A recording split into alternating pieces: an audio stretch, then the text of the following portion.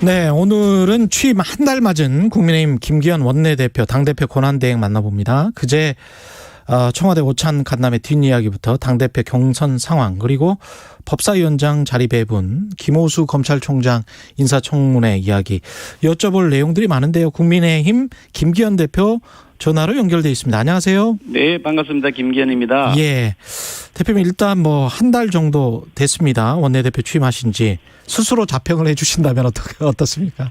예. 자기 자평하라고 그것도 자기 자랑일 것 같은데 그렇게 말씀드리기는 그렇고요. 예. 하여간 정신없이 바쁘게 지내고 있고요. 요즘 하루 한 4시간 정도씩 자는데 아이고. 지금도 목이 약간 갈라지는 상황인데 일이 너무 많아서요. 예. 감당이 안 될 만큼 많습니다만 어쨌든 저희들이 좀 취약 지역이나 취약 계층으로부터 조금씩 이제 호감을 얻어가고 있는 그런 조짐이 있어서 감사하게 생각하고요. 당내에 큰 분란 없이 지금까지 잘 순조롭게 순항하고 있는 것도 의미가 있는 일이다 이렇게 생각합니다. 예. 그제 청와대 오찬 간담회 다녀오셨는데 그 오른팔 툭툭 문재인 대통령이 쳤다는 그 이야기 있잖아요. 네네.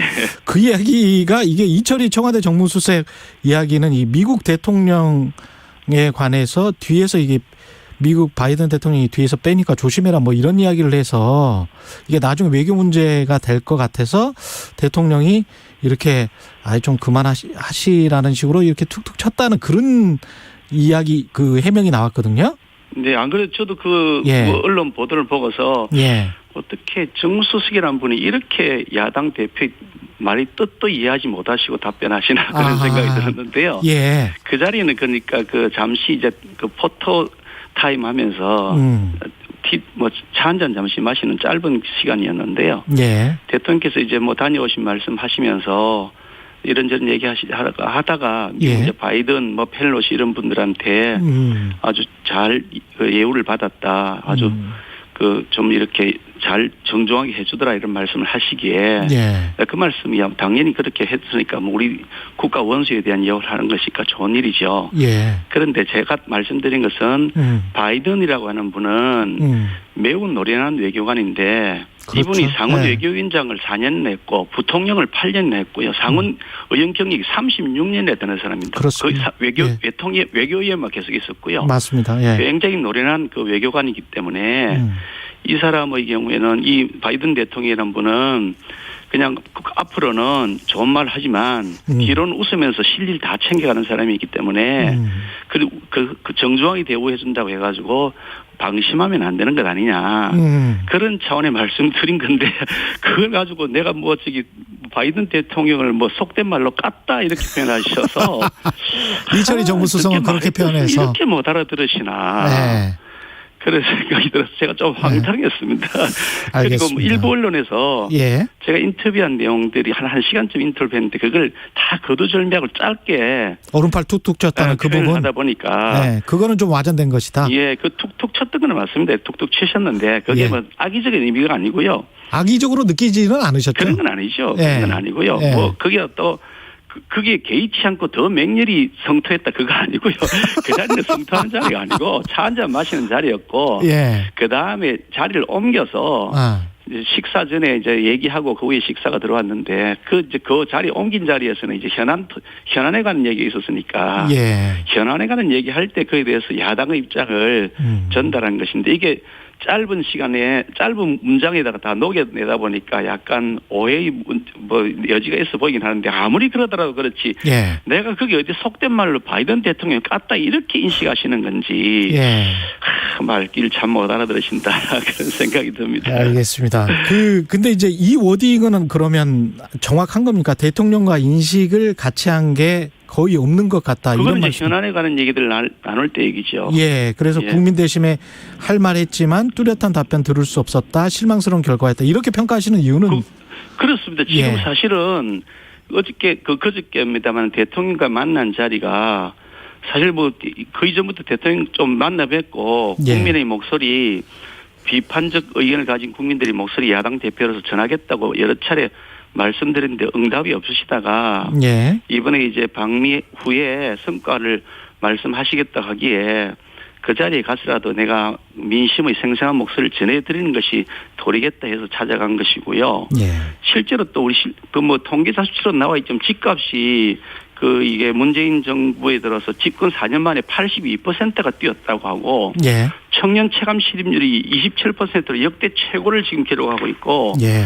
소주성 일자리 정책 효과를 자신했지만은 취업자 수 증가가 전 정부의 17% 그러니까 4년 차에 보면 이명박 정부는 4년 차에 취업자 숫자가 99만 명이 늘었고 예. 박근혜 정부 시절은 167만 명이 늘었는데 예. 문재인 정부는 27만 명이 지금 늘어난 거거든요. 예. 그리고 엄청나게 지금 취업자 수가 줄어든 겁니다. 그러니까 전 정부에 대비해서 17%밖에 안 되는 수준에 이르러 있죠. 그러니까 예. 부동산은 천정부지로 올라 있는데 이 상태에서 지금 국민들이 아파하고 고통을 겪고 있고 특히 마스크를 못 벗고 지내는 때문에 엄청난 어려움을 겪고 있는데 예. 이런 말씀을 전해드리지 않고 대통령 하시는 말씀만 다 듣고 앉아가지고 박수치고 그렇게 올 수는 없지 않습니까? 그게 야당 대표로서의 책임을 방기하는 것이죠. 예, 그런 말씀은 이제 그래서 다 하신 거죠. 그래서 그 말씀을 더구나 거기다 1시간 반 식사까지 겸해서 1시간 반인데요. 예. 거기다가 뭐 공개 발언을 시간을 뭐 짧게 해달라, 2, 3분 이렇게 제가 보고를 받았는데, 아니, 2, 3분 안에 무슨 얘기를 어떻게 하겠습니까? 예. 그래서 제가 꼭 말씀드려야 될 여지만, 다 일일이 설명할 시간이 안 되니, 예. 여지만 말씀을 드리면서 제목 간단하게 말씀드려서 이런 현안 문제들이 있습니다. 국민들이 아파하고 있으니까 관심을 기울여 주십시오라고 말씀드린 게 마스크 언제 벗을 수 있습니까? 예. 자영업자 소상공인들이 너무 어려운데 좀 지원이 필요합니다. 일자리 예. 문제도 심각합니다. 주택도 너무 올랐고요. 세금도 너무 완전히 폭탄이 되어 있고요. 가상화폐 때문에 국민들이 지금 골병을 들고 있습니다. 예. 왜 탈원전 정책을 계속 고집하십니까? 중단하셔야죠. 예. 그런 얘기를 하고 아니 뭐 장관 인사청문회 같은 것도 거의 그냥 국민 눈높이 맞지 않는 형태를 하고 있으니 이런 것들에 대한 건의를 안 한다 그러면 그 야당이 왜 존재하고 야당 대표가 왜 그 길을 가는 겁니까? 아니 그 말씀을 드리는 건데 그 말씀을 다 하셨다. 예, 그 말씀 예. 다도 못했죠 사실. 다는 못. 간단하게 제목만 말씀드렸으면 짧은 시간에 설명하는 예. 거니까요. 예. 최경영 최강 시사에서 다 말씀하십시오. 그러면. 그래서 예. 아니, 그 말씀을 드렸는데 예. 뭐 이철희 수석이 한 그 인터뷰 보니까 예. 뭐 그러면 다시 만날 수 있겠느냐 뭐 이런 식의 뭐 뉘앙스로 들리는 얘기를 해서 참 대통령이 본심은 저는 아닐 거라고 생각하는데 예. 대통령을 모시는 분들이 대통령한테 쓴소리 하는 사람하고 그 관계를 차단시켜버리겠다고 만약에 생각한다면 예.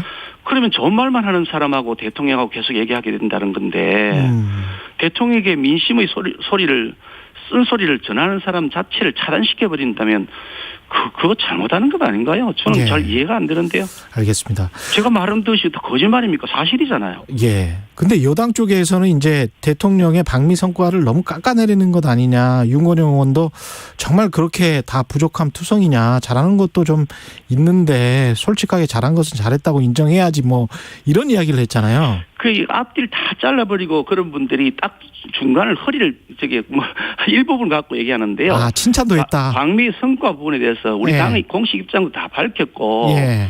제가 공식 회의에서 공개적으로 의견도 다 밝혔습니다. 예. 뭐 한미 동맹이 강화되었다는 의미도 있고 예. 국제 규범 질서를 존중하는 진영에 참여했다는 그런 의미도 나름대로 있다. 예. 다만 그런 성과에도 불구하고 이런 여러 가지 실망스러운 부분이 있다라고 공개적으로 밝혔는데요. 예. 그거 지금 거기 가서 다시 청와대에 가서 다시 그러면 그런 얘기를 반복할 일이 있습니까? 그 짧은 시간 안에 얘기를 하라고 그러는데 식사도 해야 되고 정당 대표 5명이고 예. 그리고 대통령도 말씀하시고 예. 청와대 참모들도 다 뭐 보고하고 성과 보고한다고 설명하는데 예. 제게 주어진 시간이 몇 분 된다고 알겠습니다. 그거 다 얘기를 합니까? 알겠습니다. 아니 그런 얘기는 이미 예. 공개적으로 다 했던 거고요. 예. 그 자리는 공치사하거나 이렇게 덕담하러 간 자리가 아니고 야당으로서 대통령 만날 자리를 워낙 안 주시니 이 말씀은 꼭 전해야 되겠다고 하러 가서 얘기한 건데 그걸 전체를 종합해서 보지 않고 딱 잘라서 그것만 얘기하면 정말 참 답답하시다 그런 생각이 듭니다. 한 7분 정도밖에 안 남아서 당 현안들을 좀 살펴봐야 돼서요. 예. 오늘 컷오프에서 지금 5명 당대표 후보가 가려질 예정인데 어떻게 보세요? 이준석 바람이 계속 될 것 같습니까? 글쎄 뭐 제가 당의 그 전당대회를 주최하고 그렇죠, 있는 입장에서 그렇죠. 예. 특정일 금행에서 바람이 분다 안 분다 이렇게 말하는 거는 적절치 않겠죠. 공정하지 않을 수가 있어서 제가 말씀드리기는 그렇고요. 예. 전체적으로 보면 이번 전당대회가 매우 역동성이 있다. 다이내믹하다 저는 생각을 하고요. 그게 우리 당이 가지고 있는 건강성을 이제 보여주고 있는 것이다 해서 저는 고무적으로 보고 있습니다. 사실 우리 그 정당 보수 정당에서 한 번도 겪어보지 못한 그런 그 새로운 센세이션이 일어나고 있는 것이라고 봐서요. 예. 이걸 어떻게 잘 그 효과를 더 지속시켜 나갈 것이냐. 예. 그게 이제 앞으로 우리가 해야 될 그런 숙제다 그렇게 생각하고 있습니다. 근데 이제 개파 논쟁이 불거지면서 이게 선거 흥행도 그렇지만 다시 옛날의 모습으로 돌아가는 거 아니냐. 이런 우려를 하시는 분들도 있더라고요. 어떻게 생각하세요? 뭐 이게 선거를 하다 보면 나오신 분은 다 당선되고 싶은 거니까 약간씩 조금 과열도 되기도 합니다. 그래서 선거 슬로건은 조금 더 이렇게 과격한 슬로건도 나오기도 하고요. 그러다 보면 좀 토론이 이루어지고 나면 약간씩 좀 이렇게 톤이 높아지기도 하는데 또 선거가 너무 밋밋하면 재미가 없지 않습니까? 그렇죠. 그렇지만 선거 후가 중요한 거예요. 선거를 마치고 나서 그런 부분들을 어떻게 잘 녹여내고 하나가 될 것이냐는 문제인데 지난달에 있었던 지난달 말에 있었지 한 달 전에 우리 당 원내대표 선거 제가 이제 출마해서 당선됐던 그 선거인데요. 그 선거 과정에서도 뭐 시끄러웠습니다. 개파 논쟁도 시끄럽고 영남 배제론 가지고도 시끄러웠고요. 그렇지만 선거 마치고 나서 다 잘 통합되어 있지 않습니까? 그러니까 너무 과민하게 반응할 일은 아니다. 그렇게 생각합니다. 경선 룰과 관련해서는 이제 그 국민의힘이 국민정당 집권정당으로 나아가야 되는데 경선 룰은 2030 세대 반영 비율이 너무 적은 거 아니냐. 호남도 뭐 0.8% 이야기 나오고 있고요. 이거는 바꿔야 된다는 주장도 있던데요. 그런 주장을 하는 분들이 계신데요. 좀 팩트를 말씀드리면 여론조사는 우리 국민들의 연령층 그리고 지역 거주민의 그 수요 그에 맞춰 지역별 연령별 성별로 다 균형 다 맞춥니다. 그러니까 호남 지역이라서 특별히 뭐 불이익받고 그런 거 전 없고요. 그리고 뭐 영남 지역이라서 특혜 보는 거 전혀 없고요. 딱 일반적인 여론조사 하듯이 하는데 그 외에 이게 지금 이번에 이게 8분이 나오시다 보니까 대표로 그 중에 이제 너무 8명이 다 마지막 본선까지 가기 너무 어려우니까 5명 정도로 추리자. 그래서 컷오프라고 하는 건데 그건 이제 예비 선거가 되는 거죠. 그 컷오프하는 예비 선거를 하는데 우리 당원 숫자가 전국에 수십만 명이 되니 그 수십만 명에 대해서 다 조사하는 것이 현실적으로도 무리고 시간적으로도 무리고 비용도 너무 발생한다. 특히 대표 한 명을 뽑는 것이 아니라 5명을 뽑는 것이니 그래서 그 당원들 책임 당원들에 대한 여론조사 방식으로 책임 당원들의 의견을 반영하자라고 하는 것이 이제 그 논란이 되고 있는 부분인데 원래 책임 당원들은 사실은 그 본선 갈 때는 전원 다 투표합니다. 1인 1표를 가지고 다 투표를 하시죠. 그러니까 뭐 그런 논란 자체가 아예 이 본선거 때는 없는 것이고요. 예비 선거 과정에서는 이제 그게 책임 당원의 지역별, 성별 그리고 연령별 이런 숫자에 맞추어서 책임 당원 비율을 정해서 여론조사를 하는 거죠. 근데 그러다 보니까 책임 당원 숫자가 적은 지역에 여론조사 대상자 숫자가 줄어들게 될 수가 있는 거죠. 그런데 그건 책임 당원의 비율에 맞춘 여론조사 비율 반영이기 때문에 그걸 이렇게 저렇게 하기엔 난처한 거 아니냐. 이론적으로는 그 말이 맞는 거거든요. 다만 그럼에도 불구하고 그런 논란들이 있으니 그래서 이제 그 선거관리위원회에서 그런 점을 고려해서 책임당원 이외에 그 당협에서 추천하는 대의원 이런 분들도 포함시켜서 하게 되니까 그 좀 우리의 그 책임당원의 숫자가 적은 지역에서도 당초 비율보다 좀 올라가게 되었다. 그런 정도 선이면 뭐 양해가 되지 않겠느냐라고 선거관리위원회가 그렇게 정했다고 해요. 그러니까 나름대로 다 합리적 이유가 근거가 있는 것이기 때문에. 그러면 오늘 의총 논의 결과에 따라서 본경선 룰이 바뀝니까? 선거에 관한 룰은 당헌 당규에 이미 정해져 있는 것이고요. 당헌 당규의 선거관리위원회에서 다 결정하도록 되어 있습니다. 의원총회에서 결정하는 게 아니고요. 그러니까 의원총회에서는 의견을 개진할 수는 있지만 그 결정권하는 선거관리위원회가 가지고 있어서 선거관리위원회에서 적법한 절차에 따라서 당헌 당규를 지켜서 진행하도록 하되 그런 의원들의 의견도 있으니 아마 제가 알기로는 선거관리위원회 차원에서 그런 의견을 개진하는 분들하고 서로 또 이렇게 뭐 설명도 하려고 그렇게 하고 있는 것으로 알고 있습니다. 그 어제 나경원 후보 저희 방송 인터뷰에서 야권 통합할 수 있는 당대표냐 야권 분열의 당대표냐의 중요한 선택 포인트다 이렇게 강조를 했는데요. 지금 상황은 어떻게 보시고 신구 누가 되느냐에 따라서 어떤 판도가 변하게 될까요? 어떻게 보십니까? 국민의힘. 이 각 후보마다 가지고 있는 자신들의 캠페인이 있는데 당신 캠페인이 틀렸어 이렇게 할 수는 없으니까. 예.